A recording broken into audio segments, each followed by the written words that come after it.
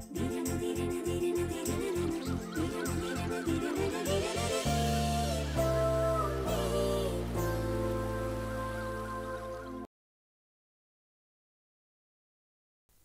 வார சுப்பையா, நான் ஒன்னு சொல்றேன், இன்னொரு தடவை சொல்லிப்பாரு. கேட்க மாட்டேன்னு அடம் பிடிச்சான்னா நம்ம ஆளுகளை விட்டு தீர்த்து விட்டுரு. சரி, புரியுதா? புரியுதுங்க ஐயா. வணக்கம் ஐயா. என்ன கேசவ், என்ன வேலை பண்ணிருக்கீங்க? ஐயா, நீங்க என்ன சொல்றீங்கன்னு எனக்கு புரியல. நடிக்காதீங்க கேசவ். நான் உங்களுக்கு போன் பண்ண அடுத்த நிமிஷமே எதுக்காக உங்களுக்கு போன் பண்ணேன்னு புரிஞ்சு போயிருக்கும்.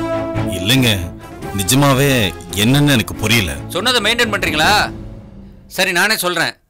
என் ஜாதிக்கார ஆளுங்க மேல தேவையில்லாம கொலைப்பள்ளி போட்டு அவங்களை அரெஸ்ட் பண்றதுக்கு ஏற்பாடு பண்ணிருக்கீங்களாமே. ஐயா, நான் யார சொல்றேன்னு உங்களுக்கு புரியல? இன்னும் தெளிவா சொல்றேன். நான் சொன்னது கீர்த்தியோட சொந்தக்காரங்களை. இல்லைங்க, அது இந்த பாருங்க கேசவ், அவங்க என் ஜாதிக்காரங்க. எதையோ தப்பா புரிஞ்சுக்கிட்டு உங்க பையனை கொலை பண்ண முயற்சி பண்றதா நீங்க எங்கிட்ட பஞ்சாயத்துக்கு வந்தீங்க. என்னோட ஜாதி செல்வாக்க பயன்படுத்தி அவங்களோட சமாதானம் பண்ணி வைங்கன்னு என்கிட்ட கெஞ்சினீங்க. உங்களோட இருக்கிற நட்புக்காக ஜாதிக்காரன் கூட பார்க்காம அவங்கள கூப்பிட்டு கண்டிச்சேன். நீங்க கேட்ட மாதிரி சமாதானமும் பண்ணி வச்சேன். அவங்களும் நான் பண்ணி வச்ச சமாதானத்தை மதிச்சு இந்த நிமிஷம் வரைக்கும் உங்களை தொந்தரவு பண்ணாம இருக்கானுங்க. அப்படி இருக்கும்போது நீங்க ஏன் தொந்தரவு பண்றீங்க? நான் எதுவும் தொந்தரவு பண்ணலையா? போய் சொல்லாதீங்க கேசவ். நீங்க எந்த தொந்தரவும் பண்ணாமல அவனுக்கு இப்ப போலீஸ் ஹாஸ்டல்ல இருக்கானுங்க. ஐயா, அதுக்கு நான் காரணம் இல்லையா? பின்ன வேற யார் காரணம்? அவங்களா போய் கேசவ் வீட்டுல வேலை செய்யற சமயக்கார அம்மாவை நாங்க தான் கொன்னோம், எங்களை அரெஸ்ட் பண்ணுங்க அப்படின்னு அவங்களா போய் நின்னாங்களா? ஐயா, இல்லைங்க ஐயா. அவங்க மேல சந்தேகம்னு சொல்லி போலீஸ் தான் நடவடிக்கை எடுத்தாங்க. நீங்க ஒண்ணுமே சொல்லாமல அவங்க நடவடிக்கை எடுத்தாங்க? போலீஸ் உங்களை விசாரிச்சப்ப அந்த கொலைக்கு காரணம் அவங்க தான் அவங்க மேல நீங்க பழி போட்டிருக்கீங்க. நீங்க சொன்னதுக்கு உங்க பையனும் ஒத்துவதுனால நீங்க ரெண்டு பேரும் சொன்னதை வச்சுதான் போலீஸ் அவங்களை அரெஸ்ட் பண்ணிருக்கு. ஐயா, அவங்க மேல பழி போடணுங்கிறதுக்காகவோ இல்ல அவங்கள அரெஸ்ட் பண்ணுங்கிறதுக்காகவோ நான் அப்படி சொல்லையா. போலீஸ் வரிசையா கேள்வி கேட்டாங்க, அதுக்கு நாங்க பதில் சொல்லிட்டே வந்தோம். அப்புறம் 4 நாளுக்கு முன்னாடி என் பையனை ரோட்ல வச்சு தாச அடிச்ச விஷயத்த கேட்டாங்க. நானும் என் பையனும் ஆமான்னு சொன்னோம். அதை வச்சு போலீஸே ஒரு ஸ்டோரி கிரியேட் பண்ணி அந்த அடிப்படையில தாசையும் அவங்க ஆளுங்களையும் அரெஸ்ட் பண்ணிருக்காங்க. அப்படின்னா ஒண்ணு செய்யுங்க, நேர ஸ்டேஷனுக்கு போங்க. எங்க வீட்டுல நடந்த கொலைக்கும் தாசு அவங்க ஆளுகளுக்கும் எந்த வகையிலும் காரணம் இல்ல. கொலை செய்யற அளவுக்கு எங்களுக்கு எந்த பகையும் இல்ல. நாங்க சமாதானமா தான் இருக்கோம். அதனால இந்த கொலைக்கு உங்களுக்கு எந்த சம்பந்தமும் இல்ல அப்படின்னு சொல்லி அவங்க மேல கொடுத்த கம்ப்ளைண்ட வாபஸ் வாங்க. ஐயா, கம்ப்ளைண்ட நானா கொடுக்கலையா, போலீஸ் தான் கொடுக்க சொல்லி வாங்கிட்டு போனாங்க. அதனால என்ன? கணக்குப்படி அது நீங்க கொடுத்த கம்ப்ளைண்ட் தானே. வாபஸ் வாங்குறதுக்கு சட்டப்படி உங்களுக்கு உரிமை இருக்குல்ல, போய் வாபஸ் வாங்க. திடீர்னு போய் வாபஸ் வாங்கினா போலீஸ் என்ன ஏதுன்னு கேட்பாங்களையா? அது மட்டும் இல்ல, ராணிய கொலை பண்ணது இவங்க இல்லன்னா வேற யாருன்னு கேள்வி வரும். வரத்தானே செய்யும். வரட்டும், யாருன்னு போலீஸ் கண்டுபிடிக்கட்டும். இங்க பாருங்க, உங்க 2 பேருக்கு நடுவுல நான் பஞ்சாயத்து பண்ணி வச்சிருக்கேன். அவங்க பஞ்சாயத்து கட்டுப்பட்டு அமைதியா தான் இருந்திருக்காங்க. நீங்க தான் அவங்க மேல கம்ப்ளைண்ட் கொடுத்து அதை மீறி இருக்கீங்க. நீ பண்ணி வச்ச பஞ்சாயத்துக்கு என்னையா மரியாதைன்னு என்ன கேக்குறாங்க? பணக்காரனதும் காசு வாங்கிட்டு ஜாதிக்காரனை காட்டி குடிக்கிறான்னு கேக்குறாங்க. கேட்கத்தானே செய்வாங்க. ஏன் நானா கேக்குறேன், நான் பண்ணி வச்ச பஞ்சாயத்து மேல உங்களுக்கு மரியாதை இல்லைன்னா ஏன் என்கிட்ட வந்தீங்க? ஐயோ, மரியாதைலாம் இல்லாம இல்ல ஐயா, ரொம்ப மரியாதை இருக்கு. அப்ப கேஸ வாபஸ் வாங்கி அவங்களை வெளியில கொண்டு வர வழியை பாருங்க. அப்படி இல்லைன்னு வைங்க, என்னோட பவர் என்னன்னு உங்களுக்கு நல்லா தெரியும். அழிச்சிருவேன். என்ன பேசாம நிக்கிறீங்க? நான் சொன்னதை செய்ய மாட்டீங்களா? அப்படிலாம் இல்லைங்க. எப்படி செய்யறதுன்னா? எப்படி செய்வீங்கன்னு எனக்கு தெரியாது, ஆனா செஞ்சே ஆகணும். இல்லைன்னா நான் செய்ய வேண்டியதை செஞ்சிருவேன். இல்லைங்கய்யா, நான் செஞ்சிருவேன். என்ன, கேஸ வாபஸ் வாங்கினா எனக்கு பிரச்சனை வரும். அதனால ஒரு நல்ல வக்கீல வச்சு அவங்களுக்கு ஜாமீன் ஏற்பாடு பண்ணி முதல்ல அவங்களை வெளில கொண்டு வந்துடுறேன். அதுக்கப்புறம் மெல்ல அவங்களை இந்த கேஸ்ல இருந்து ரிலீஸ் ஆகிறதுக்கு ஏற்பாடு பண்றேன். எப்படியோ செய்யுங்க, அவனுங்க வெளியில வரணும். அப்பதான் என் ஜாதிக்காரனுங்க என்னை மதிப்பானுங்க. நான் பண்ணி வைக்கிற பஞ்சாயத்துகளுக்கு மரியாதை இருக்கும். போங்க, போய் ஏற்பாடு பண்ணுங்க. சரிங்க, வரேன்.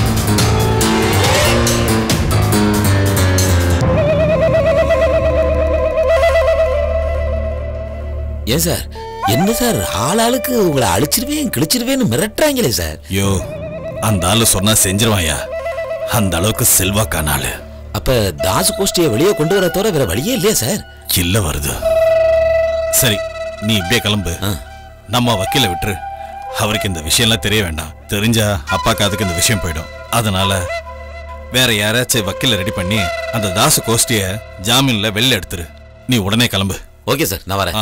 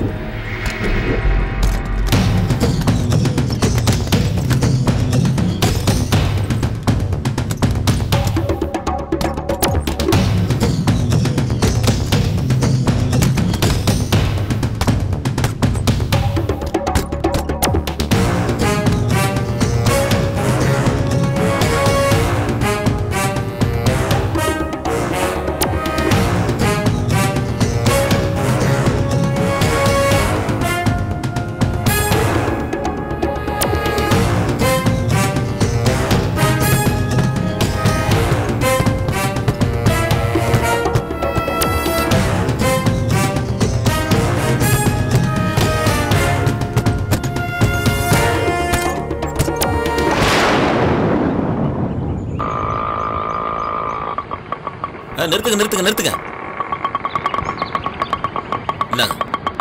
அயோக்கிய ராஸ்கல் அநியாயமா பழிய போட்டது இல்லாம அடி வேற வாங்க வச்சிட்டான். அவன் சும்மா விடக்கூடாது சித்தப்பா. விடுறா. தாசு, என்ன நீ பாட்டுக்கு பேசிட்டு இருக்க? உன்னை ஜாமீன் எடுக்க தப்பா கேசவ சார் என்ன அனுப்பிச்சாரு? இந்த பாரு வக்கீலோட வந்திருக்கேன். என்னது வக்கீலோட வந்திருக்கியா? அப்ப இவர் யாரு? வக்கீல் தான். கோட்டு போடாம இருக்கிறத பார்த்த உடனே வக்கீல் குமாஸ்தாவன்னு நினைச்சிட்டேன். ஆமா, இவர் எப்படி? நீங்களே ஏற்பாடு பண்ணிட்டீங்களா? ஆக்சுவலா நானும் கேசவ சார் என்ன நினைச்சோம்னா, உன்னை என்ன ரிமாண்ட் பண்ணி ஜெயிலுக்கு கொண்டு போயிருப்பாங்க. இன்ஸ்பெக்டர்ட்ட வந்து கேஸ் ஓரத்தெல்லாம் கேட்டுக்கிட்டு ஜாமீன் போடலான்னு தான் வந்தோம். ஆனா இங்க என்னடான்னா, நீங்க எதிர்பார்த்ததுக்கு நேர்மாறா இருக்குல்ல. தாச கோத்து விட்டாச்சு, ஜெயில உட்காந்து கம்பி எண்ணிட்டு இருப்பான். பஞ்சாயத்து பேசின பெரிய மனுஷன் பிரஷருக்காக ஜாமீன் போடுற மாதிரி பாவலா காட்டிட்டு எஸ்கேப் ஆயிடலாம் நினைச்சிருப்பீங்க, அப்படிதானே? தாசு, அப்படி இல்லப்பா, நாங்க சீரியஸா தான். ஆமா, சீரியஸ் தான். ரொம்ப சீரியஸாக போகுது உங்க நிலைமை. போய் சொல்லுங்க முதலாளி கிட்ட, ராசு பயங்கர கடுப்புல இருக்கான்னு. தாசு, என்னப்பா நீ? உனக்கு மனப்பூர்வமா உதவி பண்ணலாம்னு வந்தோம்னா என்னென்னமோ பேசிட்டு இருக்கேப்பா. மனப்பூர்வமாவா? உங்களுக்கு எல்லாம் மனசுல ஒண்ணு இருக்கா? என்னப்பா நீ? யோ, சும்மா நிறுத்தியா நீ? செய்யாத கொலைக்கு பழிய போடுவானுங்களாம், அப்புறம் காப்பாத்த முயற்சி பண்ற மாதிரி வந்து வக்கீலோட நிப்பானுங்களாம். என்ன கதை விடுறீங்களா நீங்க? ஐயோ, அப்படியெல்லாம் இல்ல தாசு, நெசமாத்தான். இங்க பாரு, கொலவெறியில இருக்க. என் வெறி அதிகமாக்கிடாம கிளம்பிடு. தாசு, நீ இவ்வளவு தூரம் கோவப்படுறதுல அர்த்தமே இல்ல. இந்த கேஸ்ல நீ மாட்டிக்கிற மாதிரி வந்துருச்சேன்னு கேசவ சார் எவ்வளவு வருத்தப்பட்டார் தெரியுமா? கொன்னுடுவ. போட்டு கொடுத்ததே உங்க கேசவன் ரோஹித்தும் தான். செஞ்ச கொலைக்காக போட்டு கொடுத்திருந்தாலும் பரவாயில்ல, செய்யாத கொலைக்காக போட்டு கொடுத்திருக்கானுங்க. அதுவும் ஒண்ணு இல்ல, 2. ஏற்கனவே கீர்த்தி கொலை, இப்ப ராணியோட கொலை. சும்மா விட மாட்டேன் நானு. இததான் சும்மா விட மாட்டேன். 2 கொலை பழிய மேல போட்டானுங்களே, நிஜமாவே 2 கொலையை நான் பண்ணி அந்த பழியை நான் தீக்காம விட மாட்டேன். ரோஹித், கேசவ 2 பேருக்கும் என் கையால தான் சாவு. போய் சொல்றா, போடா.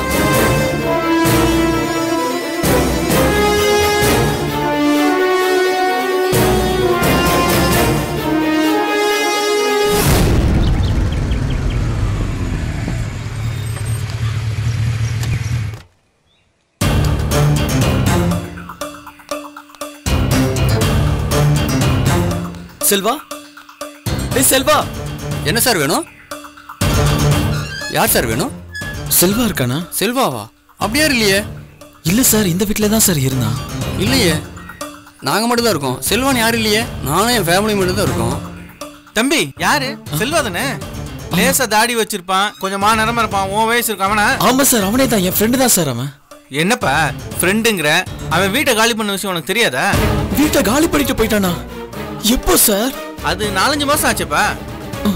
ஐயோ சார், நான் அவனை அவசரமா பார்த்தாவணுமே சார். ஃபோன் பண்ணி பாருப்பா. ஃபோன் கிடைக்க மாட்டேங்குது சார். அப்படின்னா நான் என்னப்பா பண்றது? சார், செல்வாவோட ஃப்ரெண்ட் ஒருத்தன், எனக்கும் ஃப்ரெண்டு தான், பேரு ஸ்ரீதர்.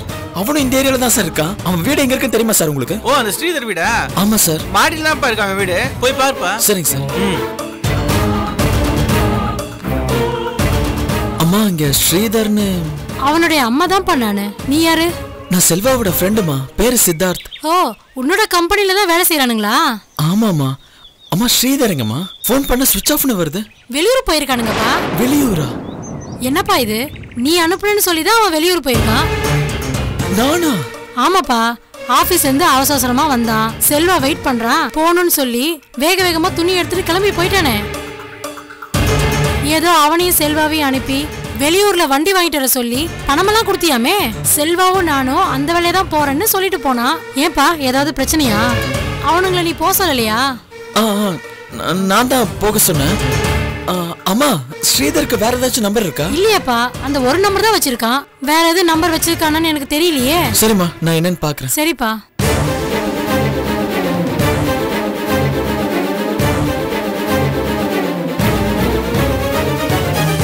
சரி, வரேன்ப்பா. சரிங்க.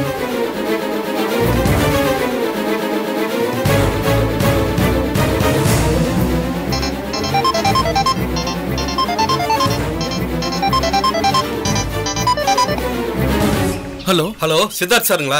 ஆமாங்க, நான் முகமது பேசுறேன் சார். முகமதா? யாரு? என்ன சார், உங்ககிட்ட கார் வாங்கிட்டு போனேனே. ஓ, புக் பண்ணிருக்கீங்களா? புக் பண்றதா? ஹலோ, உங்க லக்கி டிராப் திட்டப்படி மொத்த காசையும் கொடுத்து காரை டெலிவரி எடுத்திருக்கேன் சார். டெலிவரியா? ஏன் சார், டெலிவரி கொடுக்கும்போது உங்களுக்கு ஃபுல் இன்சூரன்ஸ் கொடுக்குறேன்னு சொன்னாரு. கடைசியில வீட்டுக்கு போய் பேப்பரை பார்த்தா இன்சூரன்ஸ் காலாவதியாகி 10 நாள் ஆகுது சார். ஏன் சார் இப்படி போய் சொல்லி ஏமாத்தி காரை டெலிவரி பண்றீங்க? பேசலான ஆபீஸ்க்கு வந்தா ஆபீஸரை கூட்டிட்டு போயிருக்கீங்க. சார், ஒரு நிமிஷம் சார், நீங்க பேசுறது எனக்கு ஒண்ணுமே புரியல. என்னது புரியலையா? ஹலோ, நீங்க தானே சித்தார்த், எஸ்எஸ் கார்ஸ் ஓனரு? பேனர்ல பெருசா போட்டோ போட்டிருக்கீங்களே, அவர் தானே நீங்க? நான் தான் சார். ஆனா கார் உங்களுக்கு யார் சார் டெலிவரி கொடுத்தது? உங்க மேனேஜர் தான். மேனேஜரா? ஹலோ, என்ன சார் நீங்க பேசுற டோன் சரியில்லையா? உடனே ஆபீஸ் கிளம்பி வாங்க. உங்க ஆபீஸ் வாசல்ல தான் நான் வெயிட் பண்ணிட்டு இருக்கேன். சீக்கிரம் வாங்க சார்.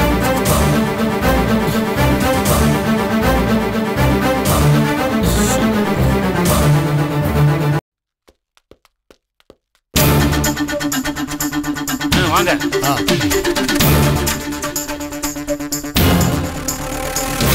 அப்பா. சம்பந்தி வணக்கம். சம்பந்தி வணக்கம். வாங்க வாங்க. உங்களை சந்திக்கிறதுக்கு சரியான நேரமும் இல்ல, இடமும் இல்ல. இருந்தாலும் இந்த ஆளை நம்ப முடியாதுங்க. மறுபடியும் ஓடினாலும் ஓடி போயிடுவாரு. அதனாலதான் முடிக்க வேண்டிய காரியத்தை கையோட முடிச்சிடணும்னு இந்த ஆளை இங்கேயே எழுதிட்டு வந்துட்டோம். உங்களுக்கு தொந்தரவா இருந்தா மன்னிக்கணும். ஐயோ, அதெல்லாம் ஒண்ணும் இல்லைங்க.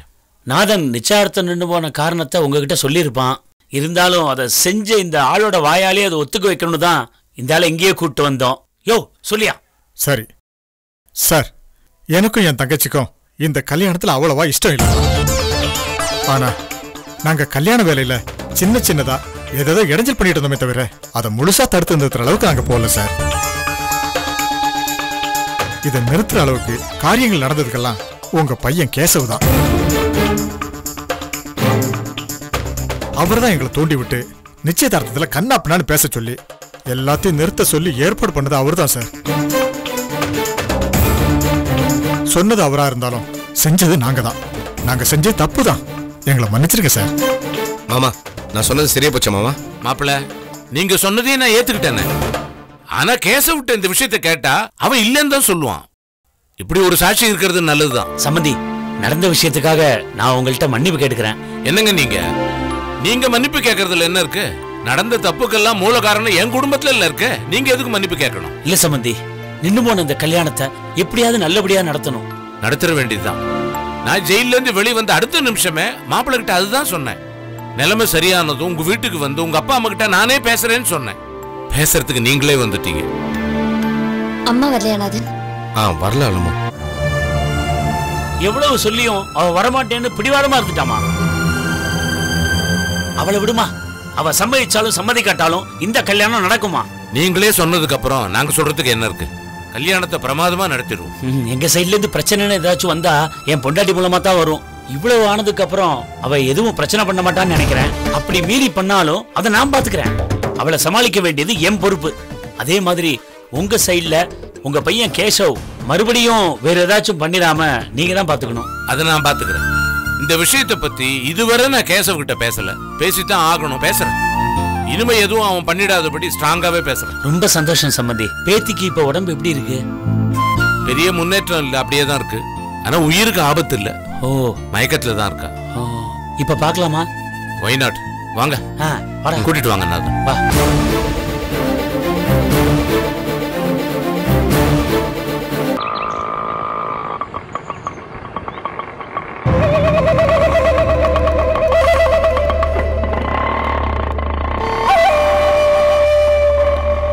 என்ன வருது? என்ன ஆச்சு? அவங்கள ஜாமீன்ல எடுக்கிறதுக்கு ஏற்பாடு பண்ணியாச்சா? இல்ல சார், ஒண்ணும் நடக்கல. ஏன்? ஜாமீன் கொடுக்கறதுல ஏதாவது பிரச்சனையா? அதெல்லாம் ஒண்ணு இல்ல சார். நான் வக்கீல கூட்டிக்கிட்டு அவங்கள்ட்ட விவரம் கேட்கலான்ட்டு போனேன். போனா நான் போறதுக்கு முன்னாடியே அவங்க ஜாமீன்ல வெளியே வந்து நின்னுட்டு இருக்காங்க சார். அவனுங்களே வக்கீல் வச்சு ஜாமீன் வாங்கி வெளியே வந்துட்டாங்க சார். சரி விடு, எப்படியோ ஜாமீன்ல வெளில வந்துட்டாங்கல்ல, ப்ராப்ளம் ஓவர். அது எப்படி சார் ஓவர் ஆகும்? ப்ராப்ளமே இனிமே தான் சார். என்னையா சொல்ற? கண்ணா பின்னான்னு மிரட்டிட்டு போறாங்க சார். மிரட்டினாங்களா? ஆமா சார். ஏதோ பஞ்சாயத்து பேசுவனுடைய வார்த்தையை மதிச்சு இத்தனை நாளா உங்க முதலாளி கேசவையும் அவர் பையனையும் பேசாம சும்மா விட்டு வச்சிருந்தோம். எப்ப செய்யாத கொலைக்காக எங்களை போலீஸ்ல போட்டு கொடுத்தாங்களோ அப்பவே அவங்கள ஒழிச்சு கட்டுறதுன்னு தீர்மானம் பண்ணிட்டோம். அவங்க 2 பேரோட சாவும் எங்க கையில தான் கொடூரமா மிரட்டிட்டு போறாங்க சார். நான் ஏதோ அந்த நேரத்துல போலீஸை குழப்ப விடுறதுக்காக கீர்த்தி சொந்தக்காரங்க தான் இந்த கொலையை பண்ணிருப்பாங்களோன்னு சொன்னேன். ஆனா போலீஸ் இந்த அளவுக்கு சிவியர் ஆக்ஷன் எடுத்து அவங்கள உள்ள வைக்கிற அளவுக்கு போவாங்கன்னு நான் நினைக்கலையா. இப்ப பாரு, அவங்க வேற கொலைவெறியோட அலைஞ்சிட்டு இருக்காங்க. ஆமா சார், நல்ல வேலை லிஸ்ட்ல என் பேரை சேர்க்கல. யோ வருது. இல்ல சார், சும்மா ஒரு பேச்சுக்கு சொன்னேன் சார். இப்ப என்னையா பண்றது? இருக்கிற தொந்தரவு பத்தாதுன்னு இவங்க வேற தொந்தரவு பண்ண ஆரம்பிச்சிருவாங்க. எல்லாமே இந்த ரோஹித் வினோத் சேர்ந்து பண்ண வேலையா? சார், தம்பியாச்சு விஷயம் தெரியாம பண்ணிக்கிட்டு இருக்காப்ல. ஆனா இந்த வினோத் இருக்கானே தெளிவா எல்லாத்தையும் தெரிஞ்சு வச்சுக்கிட்டு பிரச்சனை வரணுங்கிறதுக்காகவே இப்படி பண்ணிக்கிட்டு இருக்கா சார். பண்றது எல்லாத்தையும் பண்ணிட்டு அப்புறம் உங்களுக்காகத்தான் பண்ணேன்னு காசு கொடுங்கன்னு கேட்பான் சார். நான் சொல்றேன், நீங்க வேணா பாருங்க. கீர்த்தி சொந்தக்காரங்க பிரச்சனை பெருசானதுக்கு அப்புறம் அந்த தாஸ்பா இருக்கானே அவனுக்கு ஒண்ணு பிரச்சனையை தீர்த்து வைக்கிறேன், அதுக்கும் சேர்த்து காசு கொடுங்கன்னு கேட்டு வந்து நிப்பான். அவன் பிரச்சனைகளை கிளப்பி விடுறதே அதுக்கு தானே சார். இப்படியே போயிட்டு இருந்துச்சுன்னு வைங்களேன், கடைசியில என்ன தெரியுமில்ல, இந்த ஒட்டுமொத்த பிரச்சனைக்கு காரணம் நீங்க தான். உங்களை கொன்னுட்டா பிரச்சனை எல்லாம் சால்வ் ஆயிடும். அதனால உங்களையே கொண்டு நான் உங்களுக்கு உதவி பண்றேன், பணத்தை மட்டும் முன்னாடி கொடுத்துருங்கன்னு கேட்டாலும் கேட்பா சார். என்ன சார் யோசிக்கிறீங்க? என்ன பண்றது? இந்த பிரச்சனை இருந்து எப்படி தப்பிக்கிறதுன்னு யோசிக்கிறியா? சார், வினோத் மாதிரி ஒரு ஆள் இருக்க வரைக்கும் எந்த பிரச்சனையில இருந்து நீங்க தப்பிக்கவே முடியாது சார். சார், நல்லா யோசிச்சு பாருங்க. பிரச்சனைகளோட மூல காரணம் என்ன? கீர்த்தியோட கொலை. அது பண்ணது யாருன்னு தெரிஞ்சதுனால ராணியோட பிரச்சனை. அதை தீர்க்கிறதுக்காக ராணியோட கொலை. அதை பண்ணது யாருன்னு போலீஸுக்கு தெரியாததுனால சம்பந்தமே இல்லாம கீர்த்தியோட சொந்தக்காரங்களுடைய அரெஸ்ட். அதுக்கு காரணம் நீங்க தான் அவங்க நினைச்சுக்கிட்டு அதனால அவங்களுக்கு உங்க மேல கோபம். சிச்சி கண்ணை கட்டுதுரா சாமி. ஆக மொத்தம் இது எல்லாத்துக்கும் மூல காரணம் இந்த எல்லா கொலைகளுக்கும் காரணமான வினோத் சார். அவனை தூக்கிட்டவனு வைங்க, எல்லா பிரச்சனையும் சரியாயிரும். அவனை எப்படியா தூக்குறது? அட என்ன சார், சின்ன பிள்ளை மாதிரி கேட்டுட்டு இருக்கீங்க. மத்தவங்களை தூக்குறதுக்கு ஒரு வினோத் கிடைச்ச மாதிரி இந்த வினோத்தை தூக்குறதுக்கு ஒரு மனோஜ் கிடைக்க மாட்டானா?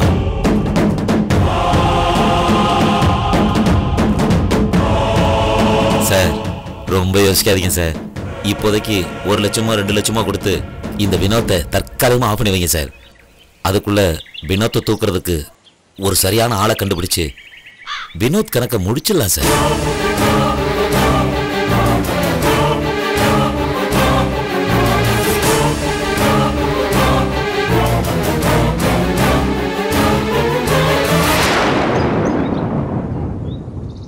முடிச்சிருவோம். வினோத கொல்றதுக்கு சரியான ஆளை நீயும் தேடு, நானும் தேடுறேன்.